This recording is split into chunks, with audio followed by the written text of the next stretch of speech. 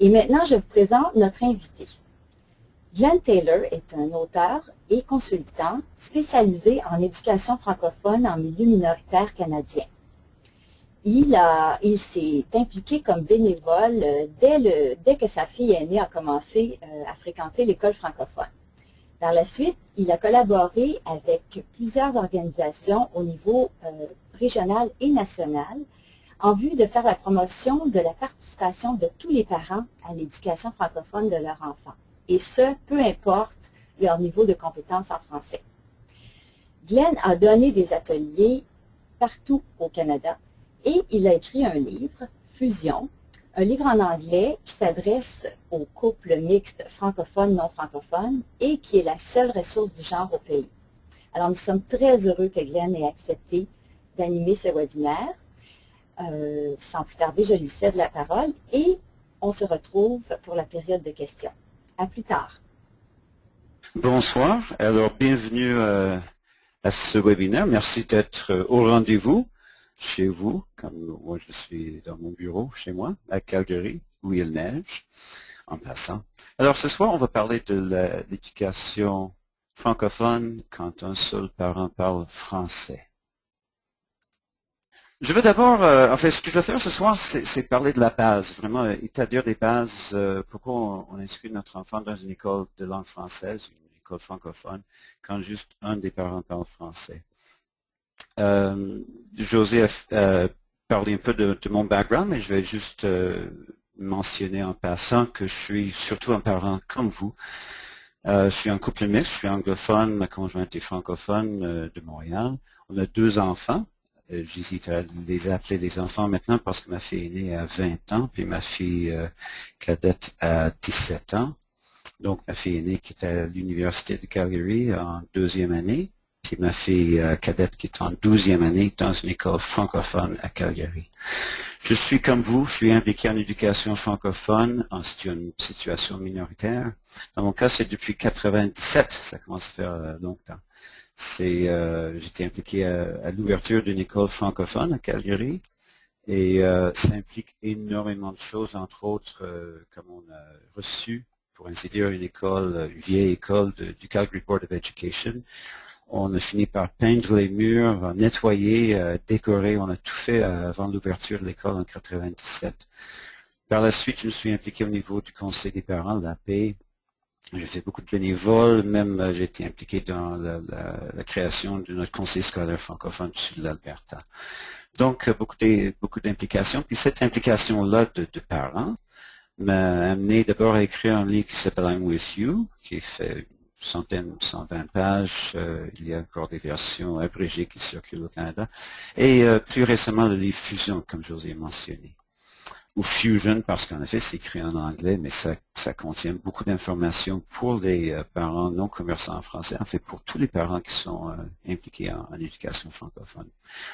Et cette publication, après la première, j'ai commencé à être invité à faire des ateliers, à faire des présentations, à collaborer avec des fédérations de parents comme la FPFCB et autres à travers le Canada, et avec les conseils scolaires aussi un peu partout au pays, puis avec des organismes régionaux et nationaux. Vraiment pour faciliter la participation de tous les parents, peu importe leur habileté en français, à l'éducation francophone de leurs enfants. Donc, après 16 longues années, ma fille cadette est en 12e actuellement, je suis presque libre. Alors, il fallait pas que je dise ça, mais quand même, ça va être un autre chapitre après le mois de juin, quand elle va finir son école. Parlons de la francophonie. Parlons de la francophonie en Colombie-Britannique. Est-ce que vous savez que 87% des parents francophones, donc des parents qui ont des enfants de 0 à 18 ans, sont en couple mixte, comme vous, sans doute. 87%. La question que les francophones vont se poser, puis c'est normal à se poser cette question-là, est-ce que leurs enfants seront francophones? On pourrait faire tout un webinaire juste sur la définition de francophone, on ne le fera pas ce soir. Mais disons que la langue, les langues, culture, identité de votre enfant dépendent de vos choix de couple. Et vos choix et vos décisions auront un impact direct sur l'enfant et indirectement aussi sur la francophonie de la Colombie-Britannique et du Canada. C'est pour ça que je mets toujours l'accent sur l'enfant. On arrive, comme parents, on arrive dans une situation, dans toutes les situations avec un certain bagage, puis si on pense juste à notre bagage, on a peut-être moins tendance à penser à notre enfant. Donc, je dis clairement, on va mettre l'accent sur l'enfant, entre autres parce que les personnes qui ont le plus d'influence sur votre enfant, c'est d'abord vous, comme parents. C'est votre famille étendue. Ceci dit, pour les francophones hors Québec, souvent la famille étendue est très loin. Ce sont les enseignants aussi qui ont une influence très importante sur les enfants et en dernier lieu, c'est des amis. D'où l'importance de mettre l'accent sur l'enfant. Et pour établir un partenariat gagnant, c'est vraiment de collaborer avec l'équipe école. Alors, pourquoi choisir l'éducation francophone pour votre enfant si seulement un de vous parle français? Est-ce que c'est pour que votre enfant puisse apprendre, maîtriser le français, communiquer avec votre parenté, avec la parenté francophone de votre famille étendue, devenir bilingue, travailler pour le gouvernement fédéral? J'ai déjà entendu cette réponse-là d'un garçon qui avait 8 ans dans une école. Je vais aller faire un atelier là. Puis un garçon qui a dit, moi je veux travailler pour le fédéral. Ou voulez-vous que votre enfant vous abandonne pour aller mener une vie de rêve en Provence?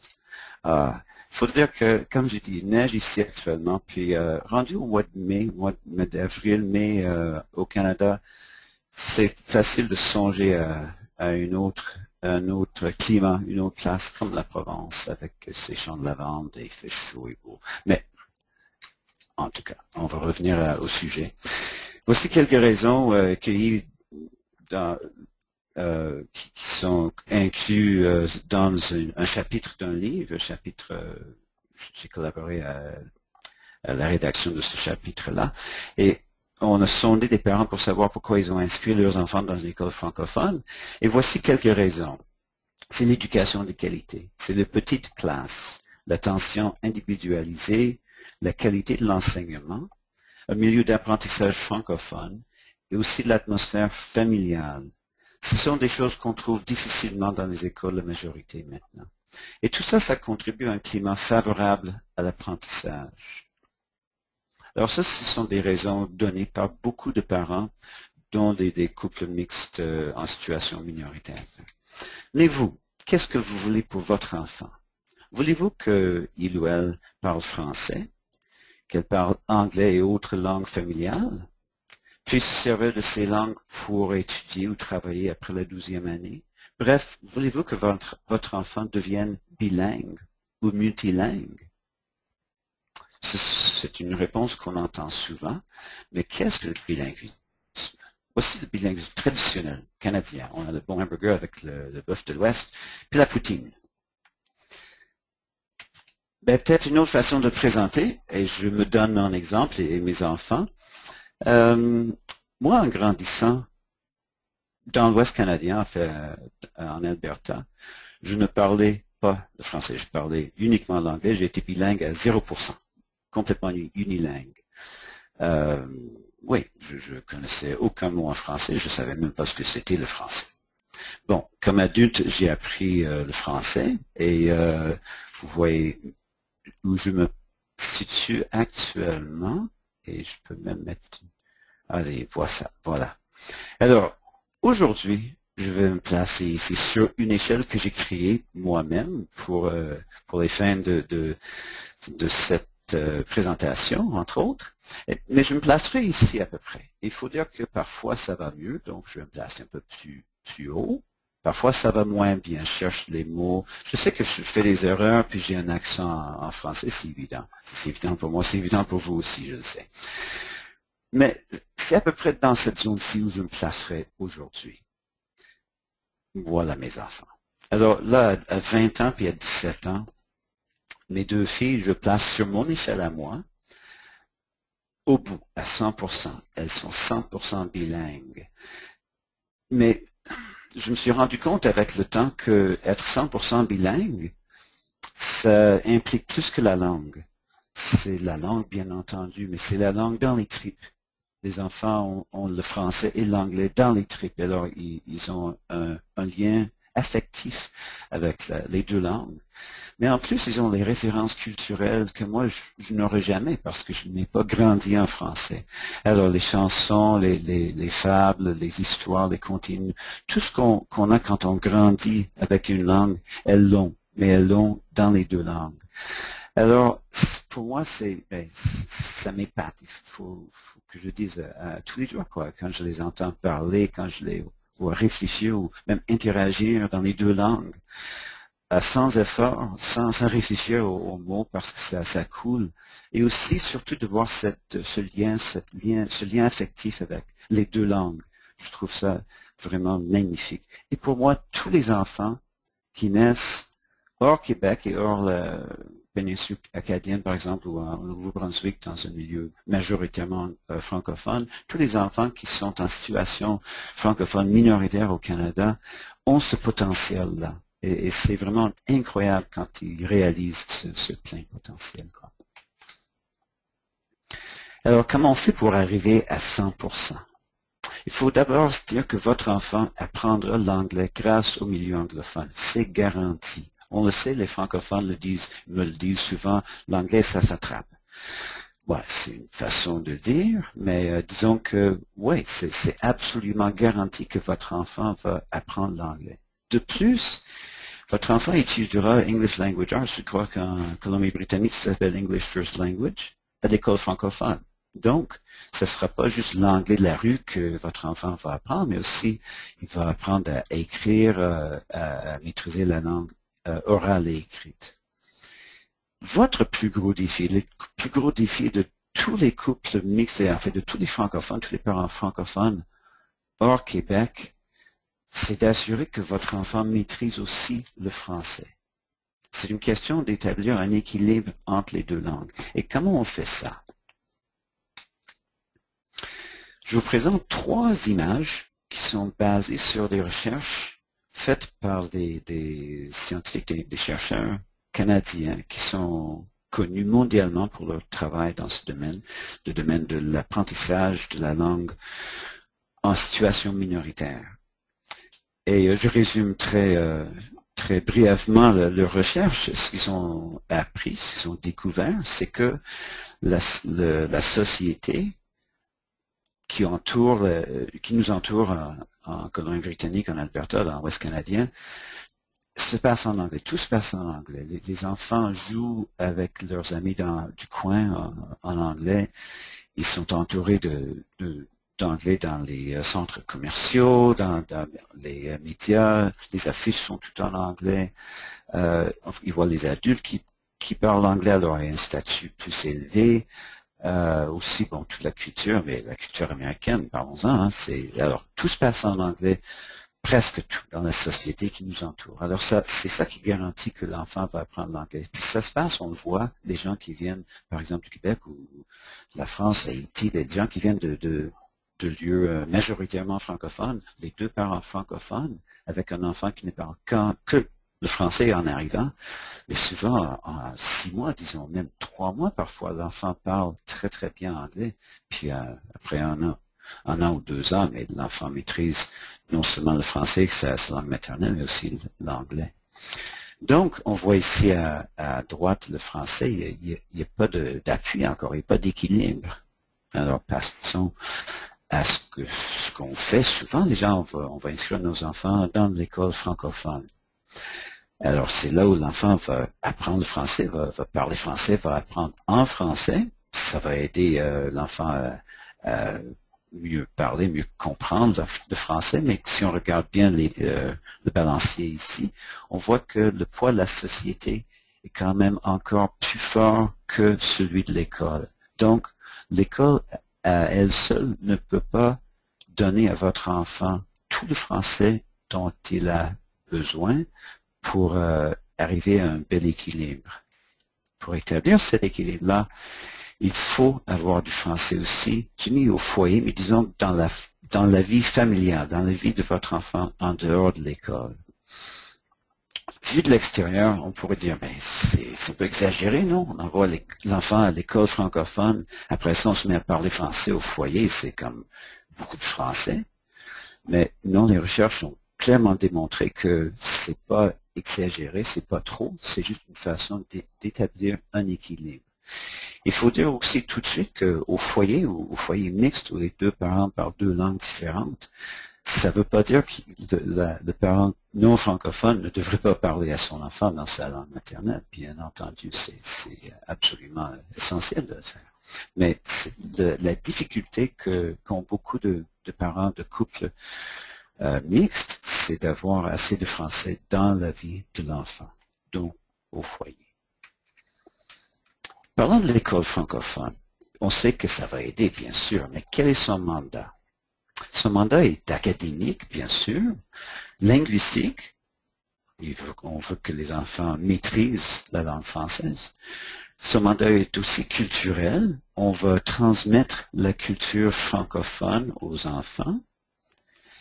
Identitaire, dans le sens que on veut que les enfants deviennent des francophones. Je vais dire comme ça, mais je vais aussi dire que dans les cas d'enfants de couples mixtes, par exemple, ce qu'on trouve souvent maintenant, c'est que les enfants s'identifient comme étant bilingues. Ça veut dire que, bon, ils parlent deux langues, oui, mais dans leur tête, leur identité est plutôt un mélange de français et d'une autre langue, et la culture, enfin les deux cultures, les deux façons de concevoir le monde, de percevoir, d'interpréter le monde. Alors, ils développent une identité hybride, si vous voulez.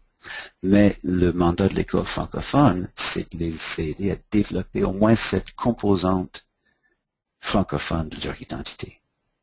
Et en fin de compte aussi, l'école francophone joue un rôle communautaire. C'est un pilier de la communauté francophone hors Québec. D'ailleurs, c'est dans beaucoup de municipalités, beaucoup d'endroits, c'est le seul pilier francophone de la communauté. Alors, c'est un mandat qui est nettement plus complexe que le mandat d'une école anglophone en Colombie-Britannique, d'une école francophone au Québec ou dans la partie acadienne du Nouveau-Brunswick. Et tout ça veut dire que c'est plus de travail. C'est plus de travail pour tout le monde. Et il faut bien le savoir avant de commencer même à envoyer son enfant dans une école de langue française. Parce que c'est plus de travail pour les élèves, plus pour le personnel enseignant. Le personnel enseignant peut difficilement laisser son travail à l'école en quittant l'école. Parce que ce sont des modèles pour nos enfants, les modèles francophones. Alors, ils sont appelés à vivre leur francophonie en dehors de l'école. C'est plus de travail pour l'administration. On n'a qu'à penser aux poursuites judiciaires qui se font trop régulièrement au Canada pour savoir que c'est un fardeau assez important pour l'administration. Et aussi, bon, juste toutes les difficultés qu'il y a à gérer un système en français quoi, au Canada. En milieu minoritaire, et aussi pour les élus. Et surtout, dans notre cas, pour vous, pour nous les parents, c'est plus de travail. C'est plus de travail, bon, pour toutes sortes de raisons, on va en voir un peu plus tard. Mais le fruit de ce travail-là, c'est que votre enfant va maîtriser le français et l'anglais. Je dis bien les deux langues, parce qu'à l'école francophone, c'est là où on peut aider notre enfant à établir l'équilibre dont il a besoin pour contrebalancer l'influence de l'anglais, puis pour avoir assez de français pour être en mesure de le maîtriser, quoi. C'est là aussi où votre enfant va développer des références culturelles francophones, et chez vous, bien entendu. C'est là où votre enfant va se construire une identité ou une composante identitaire francophone, et c'est là où votre enfant va réussir académiquement. Parlant d'identité francophone, j'ai pris les statistiques de Statistique Canada, des recensements 2001, 2006 et 2011.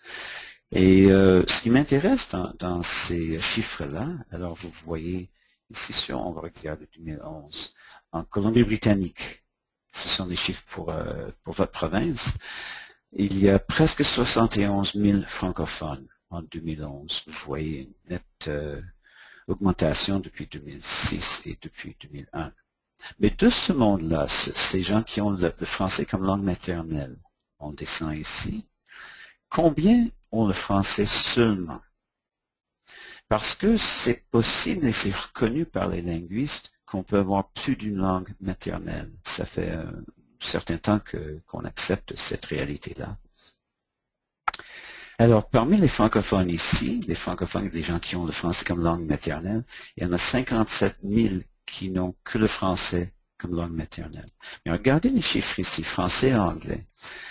Regardez surtout depuis 2006, 8600 résidents de Colombie-Britannique ont le français et l'anglais comme deux langues maternelles.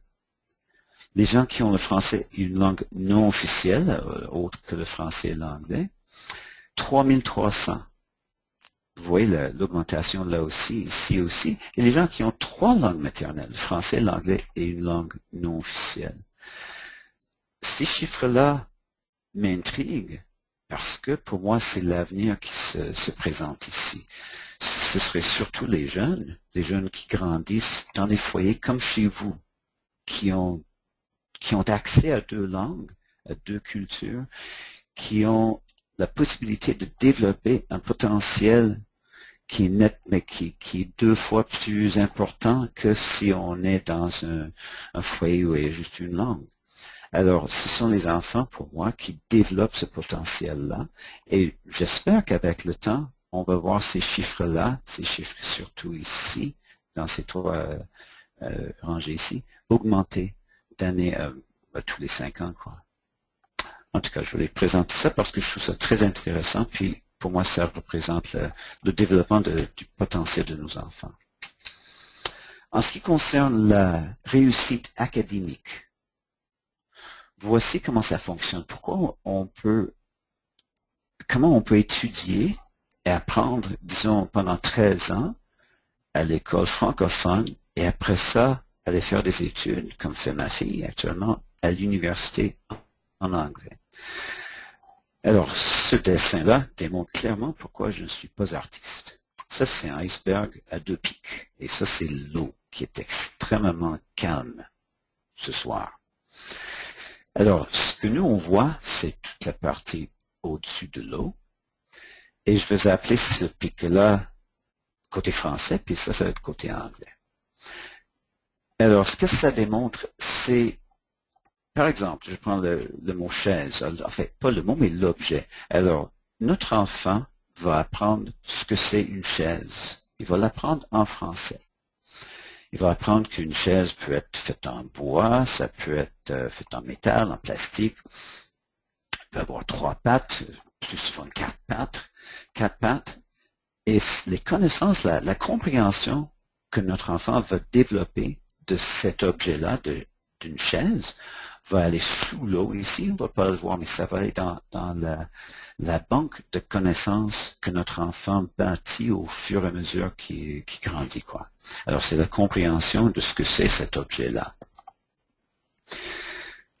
Pour servir de ces connaissances-là, ou pour, je dirais, pour apprendre ce que c'est un chair en anglais, notre enfant n'a pas besoin de réapprendre le concept de chair. Le concept de chaise, c'est 3 pattes, 4 pattes, fait en bois, métal, plastique, etc. Parce que ces connaissances sont déjà acquises et sont déjà là. Alors, tout ce que notre enfant doit savoir, c'est comment le dire en anglais, le mot chair. La même chose s'applique à tout ce que les enfants apprennent à l'école. Alors, notre enfant va aller à l'école, il va faire toute sa scolarisation en français. Alors, il va apprendre plein de choses, dans les domaines scientifiques, les maths, toutes sortes de disciplines. Ça va aller tout dans les connaissances. Et quand il veut se servir de ces connaissances-là, étant bilingue, la plupart du temps, il va connaître les termes en anglais. Alors, il pourra se servir de ces termes-là en anglais ou en français. parce qu'il a des connaissances. Parfois, ce qui arrive, bon, puis j'ai entendu maintes reprises, ce qui arrive aux jeunes qui font leur éducation en français à l'école francophone, après ça, ils vont dans des écoles techniques, des collèges, universités, peu importe, ils vont aller étudier ailleurs, en anglais. Parfois, ce qui arrive, c'est qu'ils n'ont pas appris certains mots pour certains termes. Alors, ils ont des connaissances, mais oups, ils ne peuvent pas se servir de ces connaissances-là temporairement parce qu'ils ne connaissent pas un mot ou deux mots. Mais ça, c'est un peu gênant, puis ça dure peut-être 2 semaines, peut-être 2 mois, peut-être 6 mois au max, d'après ce que j'ai entendu en tout cas, des jeunes. Alors, le fait que les connaissances sont là, puis nos enfants qui sont bilingues, puis en grandissant, en devenant adultes aussi, leur bilinguisme, leur vocabulaire va juste agrandir. Ils peuvent se servir de ces connaissances-là dans les deux langues. Puis par la suite, par exemple, ma fille qui est à l'Uni de Calgary, elle a étudié la biologie. Elle apprend tout ça en anglais, sauf que les connaissances, puis le fait qu'elle est bilingue, font en sorte qu'elle pourra se servir de ces connaissances-là en français ou en anglais. Donc, le transfert cognitif, c'est un concept qui est vraiment important à connaître parce que c'est ça qui permet à nos enfants des écoles francophones de réussir tellement bien, soit en français, soit en anglais, puis de continuer de cette façon toute leur vie. Alors, quel est votre rôle? Vous êtes parent francophone, puisque c'est une présentation en français ce soir, je tiens pour acquis que la plupart d'entre vous sont francophones. Vous êtes éducatrice ou éducateur francophone, pas dans le sens formel, mais dans le sens éducateur de vie, de la vie. Alors, vous éduquez vos enfants dans tout. Vous pouvez aider avec la scolarisation, mais c'est plutôt une éducation de vie que vous offrez à vos enfants. Vous êtes aussi la conjointe ou le conjoint d'un parent non francophone. Donc, vous êtes un modèle francophone. Et voici la meilleure façon d'exercer votre rôle, c'est de parler français. C'est vraiment le minimum. C'est la chose la plus importante que vous pouvez faire pour votre enfant. J'écris là un parent une langue. C'est une approche qui est préconisée depuis, je dirais, 40 ans. Ça a fait ses preuves au sein des couples mixtes, francophones, non francophones, disons, les parents de 2 langues différentes. Quand chaque parent parle sa langue maternelle avec un enfant, l'enfant apprend les 2 langues. Non seulement ça, en fait, on voit les enfants qu'ils font, ils codent la langue avec le parent. Je me rappelle une fois, ma fille aînée, qui avait peut-être 3 ou 4 ans à l'époque, parce que moi je lui parlais en anglais, ma conjointe lui parlait en français. Puis un jour, ma conjointe lui a dit quelque chose en français, puis ma fille se retourne vers moi, parce que j'étais dans la pièce, puis elle répète en anglais. Elle a traduit pour moi tout de suite sur le coup. Elle semblait pas réaliser que, bon, ben, je parlais français, puis ça doit être mon accent dans le fond. Hein. Mais en tout cas, que je comprenais ce que sa mère avait dit. En tout cas, elle avait codé chaque parent, une langue avec un parent, puis une autre langue avec l'autre parent. C'est une approche qui fonctionne bien, puis comme je dis, ça fait 40 ans que ça fait ses preuves. C'est une façon d'assurer que l'enfant apprendra les 2 langues. Mais je reviens sur le fait que la chose la plus importante pour vous comme francophone, c'est de parler français à votre enfant.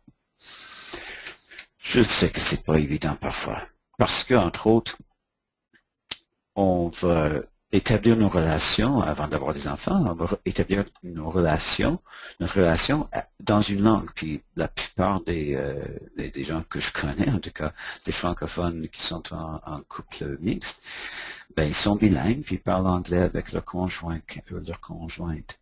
Alors c'est la langue, déjà la langue anglaise qui est dans le foyer avant d'avoir des enfants.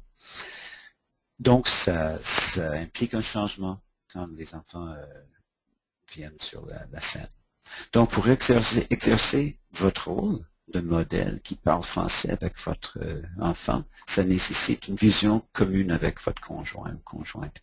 C'est peut-être trop évident, mais en fait, ça l'est pas pour beaucoup de monde. C'est pour ça que je le mets ici dans la présentation.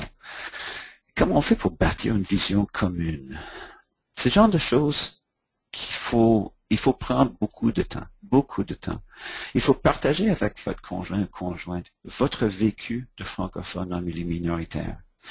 Je vous dis bien franchement, en tant qu'anglophone qui a grandi en Alberta, je n'ai jamais eu à réfléchir à ma langue, à ma culture, à mon identité. C'était jamais menacé. Je n'avais jamais à lutter pour quoi que ce soit linguistique, culturel, identitaire. Alors, quand je commençais à venir ici avec ma conjointe francophone, là, son vécu était nettement, mais nettement différent du mien. Et c'était le genre de choses qu'il fallait discuter. On ouvre une bonne bouteille de vin, puis on partage. Et c'est très important parce que je ne peux pas deviner ce que c'est. Bon, par quoi de partager les défis auxquels vous faites face. Par exemple, un exemple assez difficile, quoi. C'est quand vous allez chez le médecin. Imaginez que si votre conjointe qui ne parlait pas un mot de français était dans disons, en France, puis il avait un problème médical, il fallait qu'il aille chez le médecin et expliquer tout en français. Wow, c'est pas évident. Déjà, dans notre langue maternelle, parfois ça peut être difficile. Dans une autre langue, nettement plus difficile. Et aussi partager avec votre conjointe les solutions que vous voyez, les solutions potentielles. Mais surtout, partagez ce que vous voulez, ce que vous espérez pour votre enfant. Ça, c'est la première étape. Deuxième, invitez votre conjoint ou conjointe à partager son vécu de non-francophone. Par exemple, quand il ou elle était en situation minoritaire, je pense tout de suite à la première fois ou les premières fois où je suis allé dans la famille de ma conjointe à Montréal. Gang de Québécois qui parlaient fort, qui vivaient bien, quoi. C'était vraiment autre chose que les fêtes chez moi. Je peux dire comme ça.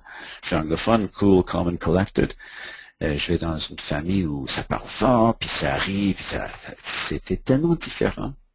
Et il faut dire que, surtout au début, bon, j'avais de la misère à suivre les conversations, puis à un moment donné, je me trouvais un peu dans la zone out, parce que je comprenais rien.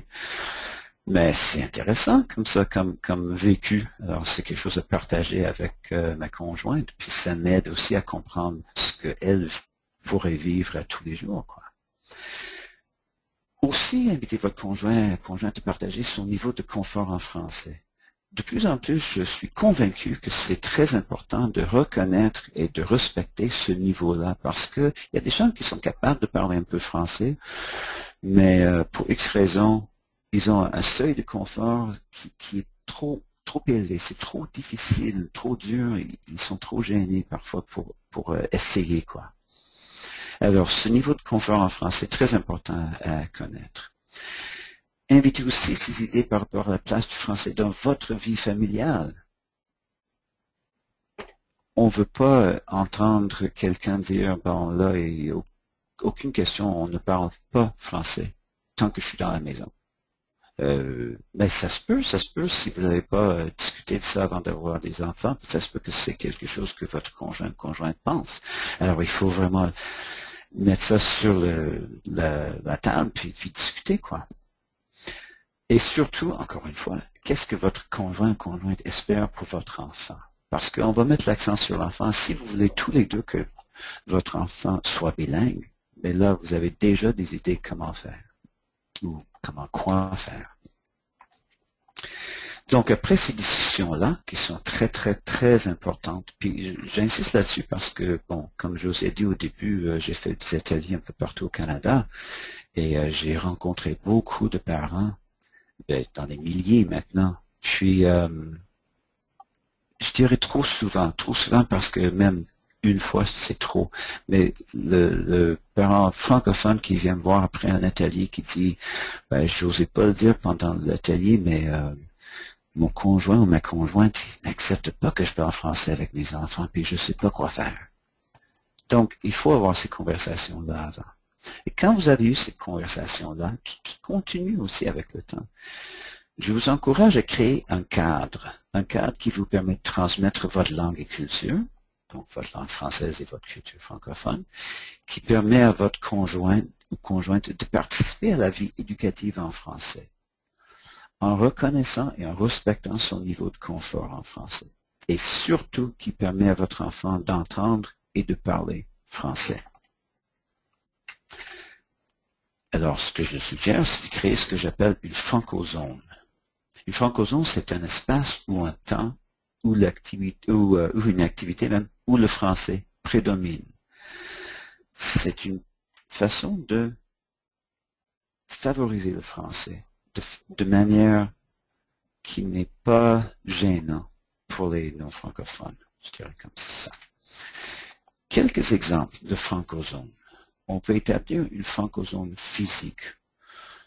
Alors, chez vous, vous identifiez un espace où vous pouvez dédier vous pouvez dédier à votre enfant. Par exemple, un coin dans un salon, ou je suggère de le faire dans une pièce qui est commune, pas caché dans une chambre, ou même une fois, j'ai vu, c'était pas une francozone, mais c'était la zone, un petit espace pour un enfant, mais c'était sous des escaliers, mais comme dans un placard fermé. C'était vraiment assez curieux. Mais je ferai pas ça pour une francozone, c'est un peu trop fermé, quoi. Alors là, dans cet espace-là, vous installez une petite table, une chaise, bien sûr, ça dépend de l'âge, de la taille de votre enfant. Et vous pouvez même délimiter l'espace autour de cette zone-là pour rendre la zone moins intimidante. Donc, on prend du masking tape, puis on le met sur le sol, puis on dit à l'intérieur de cette zone-là, on parle français. À l'extérieur, on parle anglais, japonais, la langue que vous parlez autre que le français. Ça peut avoir l'air un peu enfantin, mais dans le fond, il y a des parents qui aiment beaucoup cette idée-là, parce que, comme je dis, ça peut être gênant, puis ils ont un seuil de confort qui parfois les empêche d'essayer de parler français. Et il faut vraiment dire que j'ai rencontré beaucoup de parents qui étaient capables de parler un peu français, mais qui n'osaient pas, parce que c'était trop gênant, quoi. Alors, quand on a délimité clairement l'espace, là, le parent qui est non conversant en français peut entrer dans l'espace, essayer le français qu'il connaît, puis dès que ça devient un peu menaçant, un peu trop inconfortable, on recule d'un pas.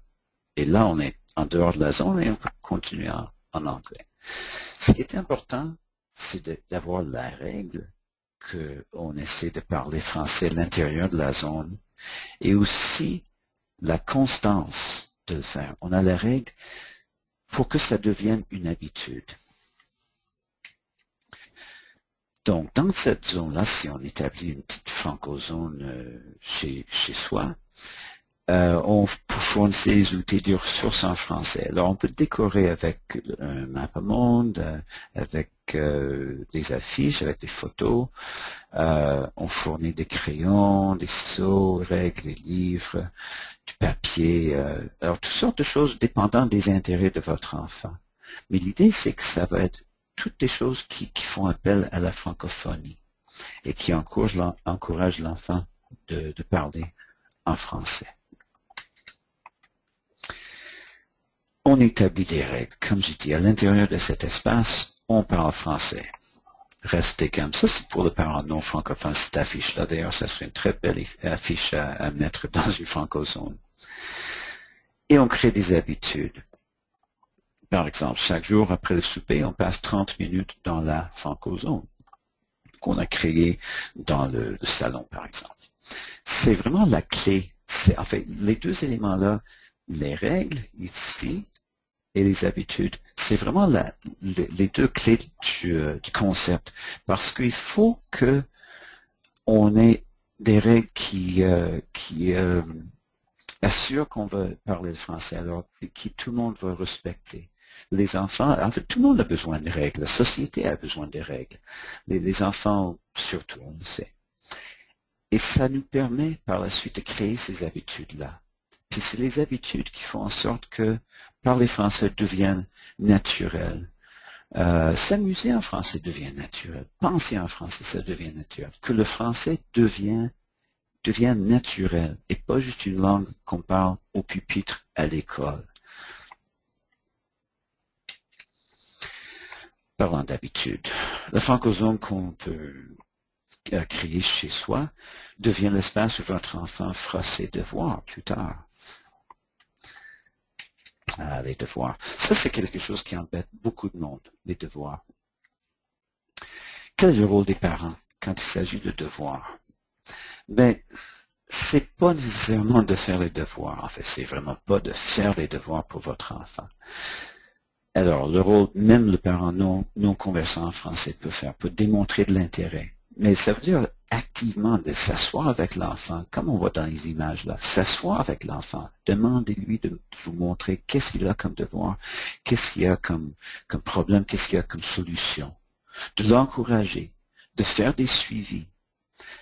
C'est peut-être évident parce que vous êtes des parents impliqués, mais peut-être en réfléchissant, vous pourrez vous dire, ah, mais peut-être, ouais, je pourrais prendre un peu plus de temps juste pour m'asseoir comme régulièrement avec mon enfant pour voir qu'est-ce qu'il y a comme devoir. Alors quand je mets les trois éléments-là, intérêt, encourager, faire le suivi, c'est un suivi avec les enseignants, c'est vraiment de façon active. Et après ça, il faut créer des conditions qui permettent à votre enfant de faire ses devoirs. Donc, du temps. Il faut dire à l'enfant, là, c'est temps de faire tes devoirs. Mais peut-être un temps régulier, ça serait encore mieux. L'espace, bon, on a un espace si on a le francozone, mais un espace qui est productif, pas juste un coin de la table entre deux chaises, entre la vaisselle, etc.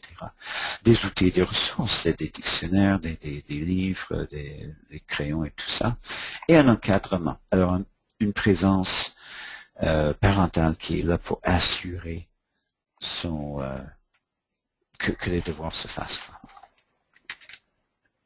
On peut aussi créer des francozones temporelles où on alloue du temps au français. Lors des loisirs, par exemple, on peut dire chaque mardi, vendredi soir, on regarde la télé en français.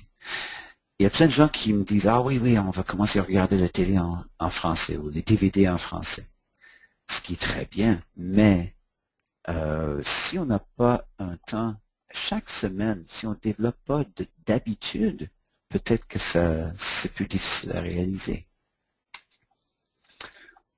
On peut faire des activités quotidiennes ou hebdomadaires en français. Par exemple, chaque dimanche, on soupe en français.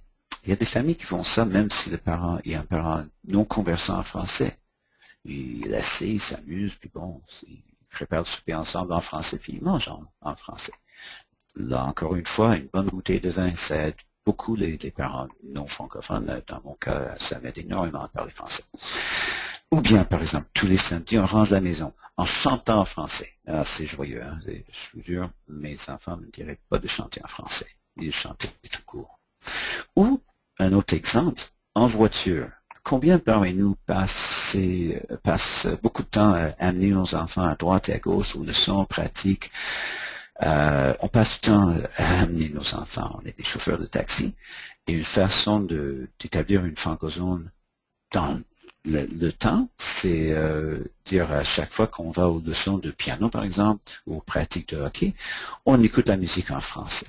On fait ça à chaque fois, ça devient une habitude, l'enfant associe ça avec le plaisir, puis voilà, vous avez créé une francozone temporelle. Voici une francozone par excellence, la lecture. Puis j'aime bien cette image-là parce qu'on voit les deux parents, on voit bien qu'il y a un parent francophone puis l'autre non francophone, ça se voit. Puis l'enfant, déjà on voit son petit cerveau qui commence à grandir dans les deux langues, c'est beau, hein. La lecture, super importante comme activité. Puis les deux parents peuvent participer. Donc on crée une francozone physique et temporelle à la fois. Et c'est sûr que l'enfant bénéficie pas juste de la langue, mais de votre présence physique. Un petit enfant comme ça va se sentir encadré, il va se sentir aimé, il va se sentir vraiment bien avec ces deux parents-là, puis il va associer ce sentiment de bonheur avec la lecture, ce qui est génial, quoi. La lecture, c'est vraiment la clé de la réussite dans la vie de nos jours. L'important, quand on crée des francozones, c'est de créer des habitudes de vie. Et il faut qu'ils soient amusants. Pour en savoir plus, c'est juste pour dire que vous allez trouver pas mal d'informations sur mon site web. Entre autres, pourquoi parler français à votre enfant. J'ai un texte là-dessus. Et aussi, je commence avec une section sur la francozone. Et entre autres, je décris ce que c'est. Et dans les prochains jours, j'aurai encore plus d'informations là-dessus. Et là-dessus, je vais passer la parole à José. Merci beaucoup, Glenn, pour cette présentation. C'est maintenant le temps de la période de questions. Alors, nous avons reçu plusieurs questions intéressantes, donc commençons tout de suite. En fait, il y a même eu des témoignages et commentaires intéressants. Alors, si tu permets, je vais peut-être juste rapidement lire ces deux témoignages qui nous ont été transmis par des participants. Alors, un participant ou une participante nous dit « Il est certain que lorsqu'on vit dans un milieu majoritairement anglophone, il faut insister plus sur le français que sur l'anglais. Ça demande plus d'efforts, mais il ne faut pas lâcher. » Et une deuxième personne dit « Pour nous, il est important que chaque parent transmette sa propre culture et langue. C'est une richesse de pouvoir parler deux langues et connaître deux cultures. Ainsi, dans notre cas, nos enfants peuvent partager et communiquer avec nos deux familles. » Alors, et puis un autre, disons, un commentaire qu'on a reçu au sujet de la francozone. La francozone physique est une très bonne idée. Alors, je pense qu'il y a des gens qui vont peut-être commencer à mettre ça en application bientôt. Ah, alors, super. Oui, alors maintenant pour les questions. Une première question. Ici, nous avons une école bilingue et un système scolaire francophone. J'ai à cœur que ma fille apprenne le français, mais j'aimerais qu'elle maîtrise l'anglais oral et écrit de manière égale. Pensez-vous qu'une école bilingue aiderait à compenser ces lacunes, même si les cours d'English Language Arts se donnent dans le système francophone? À la maison, c'est toujours en français. Mon conjoint parle un français acceptable. Alors, qu'est-ce qu'on pourrait répondre à cette participante? Ah oui, c'est une très bonne question. Puis vous n'êtes pas la seule personne à se poser cette question-là. Donc, en ce qui concerne le bilinguisme de nos enfants, une priorité pour beaucoup parmi nous. Je vois notre rôle de parent comme s'échelonnant sur 18 ans, disons, sachant qu'on aura toujours d'autres rôles à jouer, en fait, toute notre vie dans la vie de nos enfants. Donc, quelle école choisir pour assurer le bilinguisme de votre fille? D'abord, il faut se rappeler du mandat de l'école francophone qui vise le plein développement des enfants, des élèves, non seulement au niveau académique, mais aussi sur le plan linguistique, culturel et identitaire.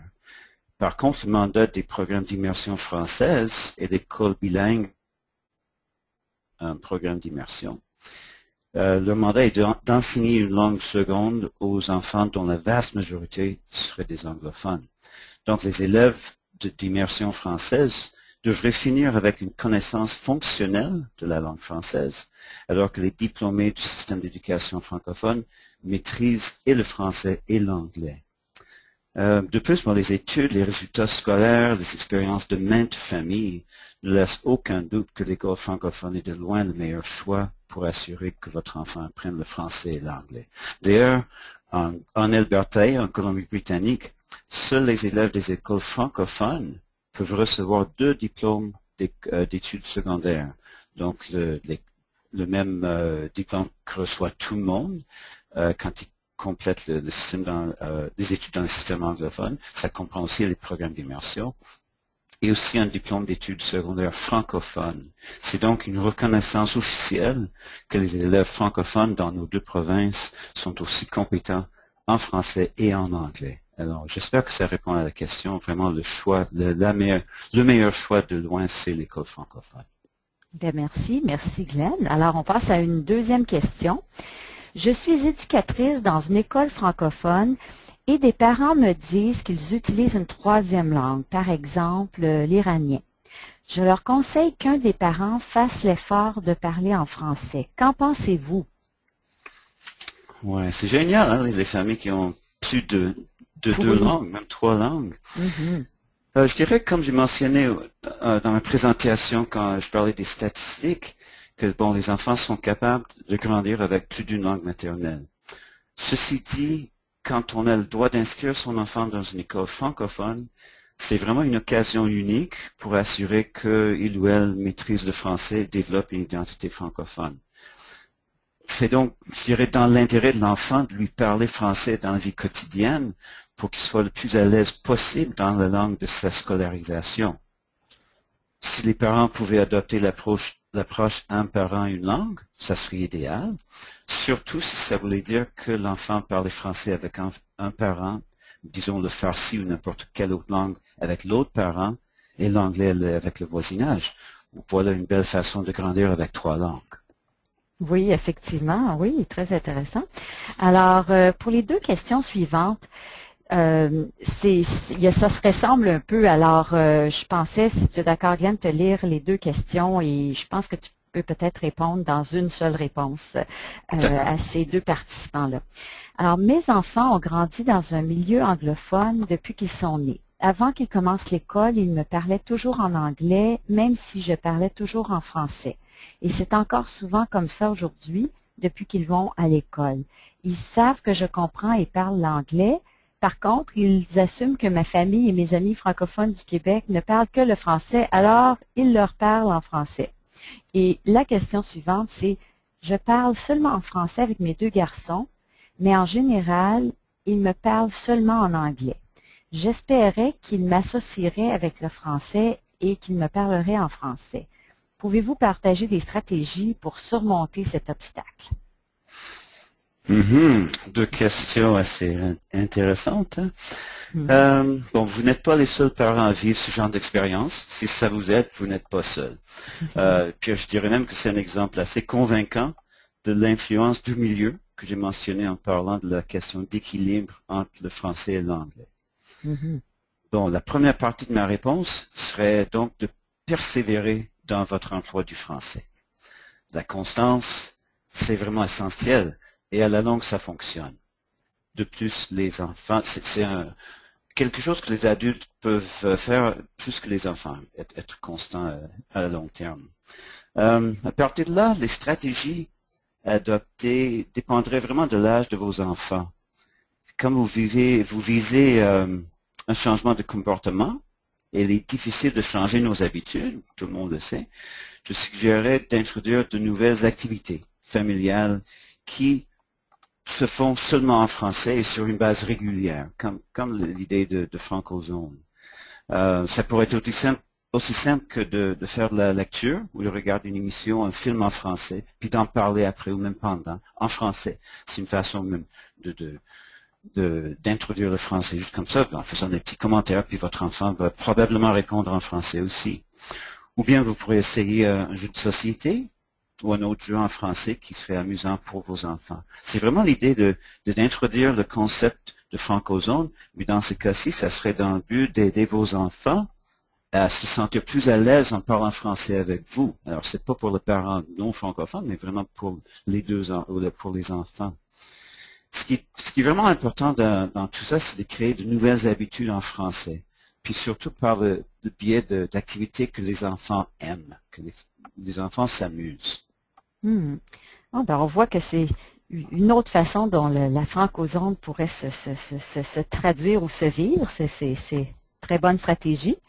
Alors, les 2 prochaines questions, je les ai mises ensemble aussi parce qu'elles présentent des éléments communs et puis je crois que ça serait avantageux d'y répondre aussi ensemble.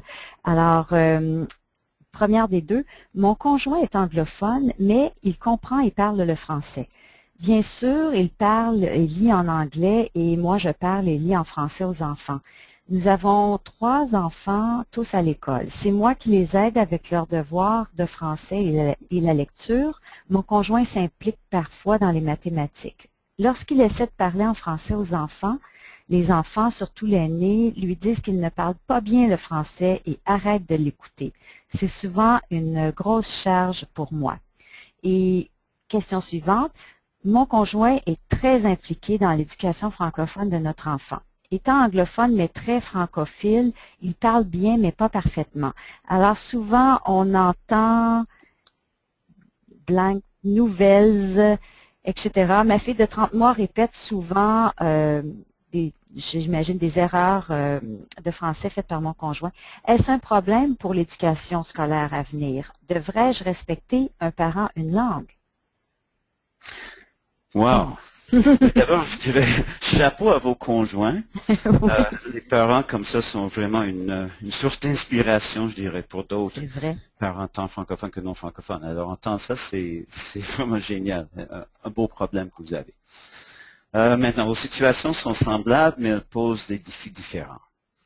En ce qui concerne les enfants qui ne veulent pas entendre leur papa parler français, là, j'entends un peu mes enfants parfois aussi, je dirais encore une fois que la solution dépend de leur âge.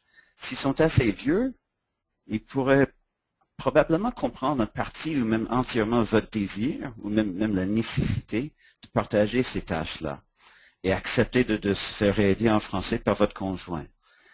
C'est sûr que, ça, encore une fois, ça demande un changement d'habitude et d'attitude, mais s'ils sont assez vieux, il me semble qu'ils pourraient être en mesure d'aborder ce défi en partenariat avec vous. Je dis comme ça parce que je sais que les fois où j'ai demandé à mes enfants de m'aider avec quelque chose de cette nature-là, en expliquant dans les termes qu'elles comprenaient, elles répondaient de façon positive et même responsable, je dirais. J'ai vu la même sorte de réaction chez beaucoup d'enfants qui, comme on dit en anglais, they rise to the occasion. Je ne connais pas la traduction française de ça, mais they rise to the occasion quand on fait appel à leur sens de responsabilité. Ils aiment ça, autrement dit. Par contre, s'ils ne sont pas assez vieux pour raisonner de cette manière, ben, peut-être que vous serez obligé d'imposer tout simplement un cadre pour les devoirs qui comprend un horaire et un parent désigné. Et dans ce cas-là, je dirais même si vous n'étiez pas dans les alentours pendant le temps qui est alloué à votre conjoint, bon, les enfants seraient obligés de collaborer avec lui, de l'écouter, puis de travailler avec lui, quoi. À force de répéter cette pratique, je crois qu'elle finirait par devenir une habitude. Alors, c'est sûr que j'essaierai tout le long de faire comprendre pourquoi vous avez besoin de diviser le travail. Un autre élément, je dirais, n'hésitez pas à faire appel aux enseignants et aux enseignantes de vos enfants. Vraiment, ces gens-là sont vos alliés et ils apprécient, tous les profs apprécient énormément les parents qui veulent participer à la vie éducative de leur enfant. Ils ont aussi un impact important sur les enfants. Alors, par exemple, vous pourrez commencer avec un projet où l'enseignant ou enseignante expliquerait à votre aîné qu'elle voudrait que votre conjoint l'aide. Alors, ça renforcerait le message que votre conjoint a lui aussi sa place dans leur éducation et que son accent ou ses erreurs sont pas graves. Que la chose la plus importante, c'est qu'il participe. Bon, en ce qui concerne l'enfant de 30 mois qui répète ce que dit leur père, son père, je ne pense pas que ce soit problématique pour l'éducation à venir. Disons que les enfants apprennent différents types de langage de leurs parents, ce qu'on appelait autrefois des niveaux de langue. Je pense qu'on ne le dit plus, mais vous savez, un français standard, que j'essaie de parler maintenant, et beaucoup de variations qui sont nettement plus, disons, familières, qui comprennent, bon, les erreurs par rapport à la langue standard. Dès qu'on parle avec du joual ou on est plus relax, on se permet de faire des erreurs, puis on s'en fout, quoi. Alors, même les enfants qui viennent des foyers où il y a deux parents francophones qui parlent français comme langue maternelle, ils vont pas nécessairement parler un français standard parfait. En fait, c'est sans doute que non, à moins que ce soit des académiques qui veulent parler comme des dictionnaires. Autrement, ils parlent un langage de tous les jours, quoi. Alors, de plus, la prononciation est très facile à faire changer. Donc, pour moi, l'approche quand je dis un parent, une langue, c'est vraiment le minimum pour assurer l'apprentissage du français. Dans mon cas, il y avait une époque où je parlais souvent en français avec mes enfants, et aujourd'hui, je suis sûr que ça les a aidés. Bon, est-ce qu'ils ont pris mon accent? Non, pas vraiment. Est-ce qu'ils ont appris mes erreurs? Ben, je dirais que non, parce que c'est elle qui me corrige maintenant. Ça peut vous encourager. Je suis certaine qu'elle ne manque pas une occasion. Oui, exactement. C'est un charme. Oui. Alors, enfin, on a une dernière question, Glenn. Quel est le rôle que peuvent jouer les associations francophones communautaires pour faire basculer vers le français? Je pense qu'on parle de ton fameux balancier, là, du fameux balancier dont tu dois parler. Ah oui, ben, je dirais tout de suite qu'elles peuvent jouer un rôle très important parce que plus il y a d'occasions pour entendre et parler français en dehors de l'école, mieux c'est pour les enfants et pour leurs parents. Autrement dit, si on peut ajouter des éléments français à la partie droite du balancier pour créer un ensemble foyer, école, communauté, si vous vous en rappelez, à gauche il y avait la société, puis à droite j'avais mis d'abord l'école, après ça l'école et le foyer. Puis si on peut ajouter la communauté, on renforce le français chez les jeunes et qui vont développer non seulement la langue, mais aussi d'autres liens, des liens affectifs avec la langue et avec la culture francophone. Alors les associations peuvent jouer un rôle très important. Ben oui, effectivement. Ben merci beaucoup, Glenn, pour ces réponses détaillées qui, je suis certaine, vont être très utiles et très appréciées par les participants et participantes, que je remercie d'ailleurs de nous avoir envoyé toutes ces questions et commentaires. Alors, c'est terminé pour la période de questions et puis c'est terminé pour le webinaire aussi, mais je voudrais mentionner que ce sera possible bientôt de revoir en ligne ce webinaire. Et aussi, ça reste parce que les enregistrements qu'on aura pris seront prochainement disponibles sur notre site Internet. Et d'ailleurs, on présente sur notre site web d'autres webinaires sur des sujets d'intérêt pour les parents. Alors, je vous invite à aller voir ça. Alors, c'est tout pour ce soir. Merci beaucoup, Glenn, encore une fois. Oh, mais ça me fait plaisir. C'était super agréable comme expérience. Et merci à tous d'avoir participé et à la prochaine, j'espère. Au revoir. Au revoir.